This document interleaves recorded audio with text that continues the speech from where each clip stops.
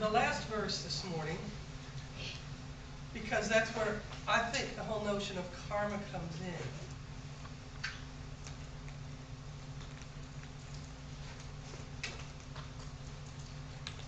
For the measure you give will be the measure you get back. Is that not kind of how we think of karma? I know sometimes I talk to some people in here, I won't mention any names, Shirley, and they say, well, you know what? You know, this person did blah, blah, blah, and that's going to come back to her, right? Do we have this conversation every once in a while about that neighbor of yours won't feed the cats? So, there's that piece of it, but there's the other piece of it. If someone is putting out really negative, nasty energy into the universe and into your lives, our lives, then the notion of karma, and it comes to us from the Eastern religions, is that what you put out and what comes back to you. But the full notion of karma, and it comes to us from the Upanishads, is that what you give out, if it's positive and good and grace-filled and kind, will also come back to you. And I think it's important for us to focus on that, maybe even more than what we tend to focus on. You know, like the whole notion of you will get yours. I mean, I'm not guilt-free on that. I'm not guilt-free on that. It's like, you know what? You know, you're driving along, and somebody blows you off the road at 100 miles an hour, and I'm not going 100, I'm going 85. But I've blown off the road at 100, and then farther down the road, when the red and blue lights are going, I'm like, yeah, all right then. Have a good day too, right? I mean, isn't that kind of where we're at some days? But I think the thing from Scripture is way bigger than that. And we've all heard about the golden rule that comes to us from Matthew. Chapter 7, verse 12. We all get that part, right? Do unto others as you would have them do unto you. Which is kind of a karma thing. How many of us have heard about the silver rule? That comes to us from Confucius, who says, don't do it to anybody else what you don't want done to you. Right? That's the silver rule. So there's these notions we get from the great religions, and it shows up in the last verse of this reading about karma. And I think it's important for us to get that it's not just about negative stuff. More importantly, it's about positive stuff. I remember when I was a student clergy, my mentoring pastor had just had a little boy. He and his wife had just had a little boy. And he would not put out around the child anything that he really wanted negative to come back to the child. So he wouldn't put any negative thoughts out there about, like, he's not teething quick enough, he's not training quick enough, he would never do that, you know? He just wouldn't do that because he didn't want anything negative coming back. And I think that's important for us to think about. But I had more time after the grands left. I'm not sure what it's like to be in a pool for 7 days with a 10-year-old who's very shrill and very loud, and now has a pet seahorse.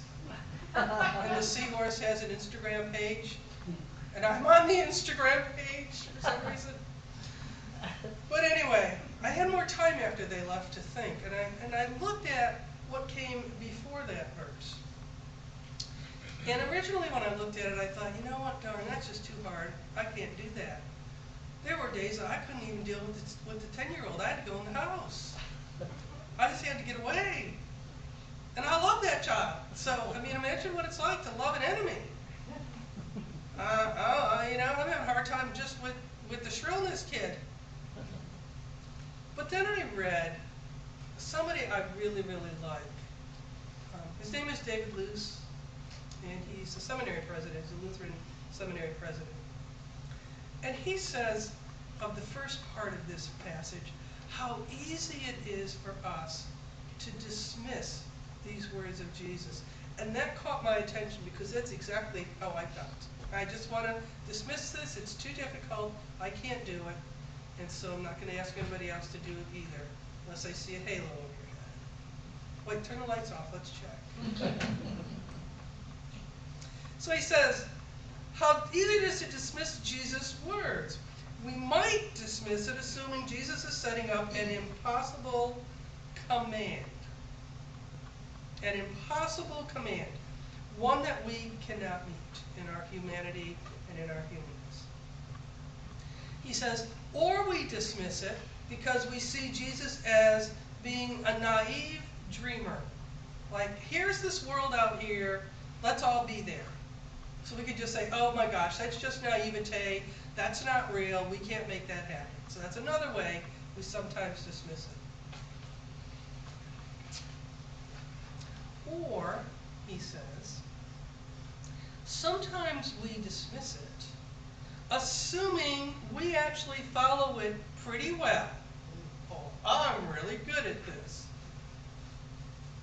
I am. And what happens when we say, I'm doing this well? And he says, which takes a fair amount of self-delusion, which I think is true too for me. And he says, and we take on the responsibility and burden and secret delight of making sure others are following these commands. Oh yeah. Oh yeah. Do you know how short my tongue is today after having bitten it all week long with these children? Because it wasn't my role to tell them what to do. It was just my job to pick up after them. But they were very good about picking up. I don't mean that, but you know, they're great kids, they really are. But I'm old, and so I was raised a different way than they are, and they're great kids, they really are. If you could pry their fingers off the devices that they seem to be somehow biologically attached to most of the time. But there's that piece that we go like, well, you know, I'm actually loving people pretty good. So I'm just gonna help you all understand that you're not. And there are lots of ways we do that. And we can sit here and go, oh no, that's not me, I don't do that. But I'm gonna sit here and stand here and say to you, oh yeah, I do that. And so let's look at what that really looks like. One of the things that David Luce says about this passage is we shouldn't look at it as command. You know, this is my command to you. This is what you have to do. But look at it as invitation and even as promise. To take something that seems impossible for me, I don't know about you, but for me to accomplish in this life, and to not see it as a command and you can't do it, so feel really bad about yourself because you're a screw up and a sinner, and if it weren't for my grace, you'd be such a loser, I don't even know where to find you. But not to look at it that way, but to look at it as invitation and as promise. And what David Luce says is, it's an invitation that says, this may be the way we perceive the world and the people in it. And one of the things I do on Sunday mornings early is I turn on the news. And it was so depressing to listen to the national news that I then turned on the local news. And it was so hard to listen to the local news and all the terrible things that were happening in the local news today, that I thought, oh gosh. But then I listened harder, and I was focusing on what I was hoping would be there. And they talked about a united faith walk of peace that took place yesterday. It was a walk for peace. Non-denominational or multi-denominational, however you want to see it, just a bunch of folks that got together and said, let's just walk for peace. Let's just be out there. Let our karma be peaceful. Let our presence be that which brings and gives peace. And I thought, wow, I'm so glad that was in the news. And I listened some more, and I heard a story that's happening or I guess happened yesterday in Windermere, which is fairly close to here, right? It's out near Orlando, I think. Is that right? Does everybody know geography in Florida? Is that right? Okay, Nancy's nodding her head. And they had a bunch of volunteers build, it's called Beds for Kids. Beds for Kids. And they did it in honor of a local police officer from their community, I presume, who had lost his life. And in his honor, yesterday, these volunteers got together and they built 43 beds for kids. And I thought, wow. Now what happens when you hear that news? Isn't it different than hearing the news about somebody who went into, I guess there were two guys, there was a 15-year-old walking down the street, and two guys got out of their pickup truck, followed him, got out of their pickup truck, beat the crap out of him, and two more guys got out of their pickup truck. I thought they got out to help the kid. They started beating on the kid. I'm like, you know, what does that do to you? Doesn't it make you want to turn off the news? But then you hear about beds for kids. And there were all kinds of volunteers. Some of whom looked as clueless as myself, trying to figure out what to do with the different pieces of wood. I know some of you would know exactly what to do with the pieces of wood. And I thought, wow. And can you feel the change in karma coming in from the television? And then there's this thing that Jesus says to us.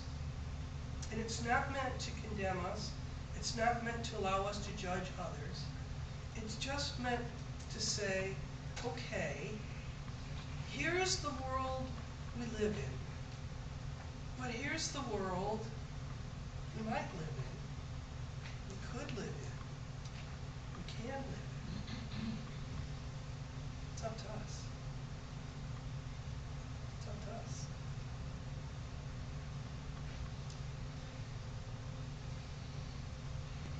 It's a promise that we can treat others the way we want to be treated. Oh, that sounds familiar.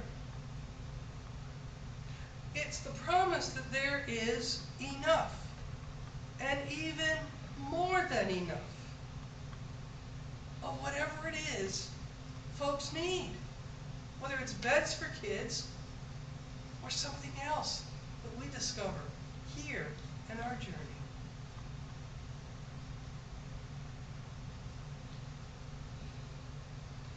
And he says that no matter how hard you play by the rules of the world, you're still trapped in the death and loss that is part and parcel of this world. And we know that.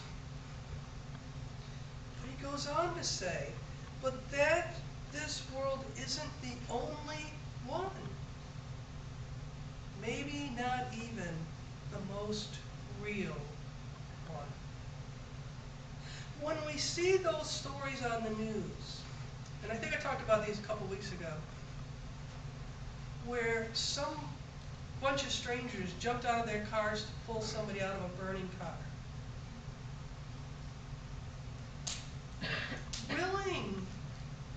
Willing to tempt death and harm to save somebody else without any thought of that. That's that other world that Jesus is saying to us exists. When the police officer down in Sarasota a couple of weeks ago put himself between the group of teenage boys that were beating on the homeless man, and he himself was then beaten, that's that kind of world where somebody says, I'm going to give this a shot because it's really important that I stand between what's happening to this person, this child, and something terrible that could ensue if I didn't stand between. Now, most of the time for us, it's a lot smaller stuff than that. I can't say in my 65 years, and of them 50 driving, that I've ever come upon a wreck where there was, you know, somebody was burning or it was in a pond and somebody needed to be pulled out, where I jumped out of my car and said, let me help. I never came upon that. I do remember when I lived up north, there was this activity of children called skitching. I don't know if anybody's ever heard of it. If you didn't live up north, you might not have. But what they did was, when the weather got bad and the roads were icy, they would wait for you to drive by, then they'd grab your bumper and skitch a ride. I do remember jumping out of the car at that point and running after those kids. I don't think that's what this is about. Jesus isn't offering us a set of rules or a set of commandments so we can get ahead in the world. Jesus is inviting us to be and to act in a different way than that of the world. In the world, we think that love deserves love. We also think that hate deserves hate. We think that deeds, whether they're good or bad, need to be repaid in kind. If we're honest, I'm probably not the only one that's had that experience. We think force must be returned with force, and that violence begets violence. Somebody on the news used an expression today, and they were talking about random acts of violence that seem to be taking place. Do you remember that other expression we had a few years ago called random acts of kindness? What about that? What are we going to be about? Random acts of, you just cut me off, beep, beep, or come right in, just don't take the bumper with you. What are we going to be? Do we walk past the short person in the grocery store who can't reach the top shelf? Or do we stop and say, hey, do you need some help reaching the top shelf? Not that I'm that tall, but let me get you somebody. They're little things. They're little things. Think about the ways people have helped you. I've had many a flat tire in life, and I've had people stop to help. Now, I can't change a flat tire for anybody, but I can call my roadside assistance. It's all these little things. And then Jesus is asking us to end that cycle where hatred begets hatred and violence begets violence, and to do something different in the peaceable and peaceful kingdom where we're all one family. If we think about this passage again, not in terms of these are my commands for you, but this is my invitation, what do we hear? I can read the whole thing, just a few. Do good, expecting nothing in return. I know you do that. I know you do that. And think about how that karma you're creating when you do that charges the air around you and changes other people's lives.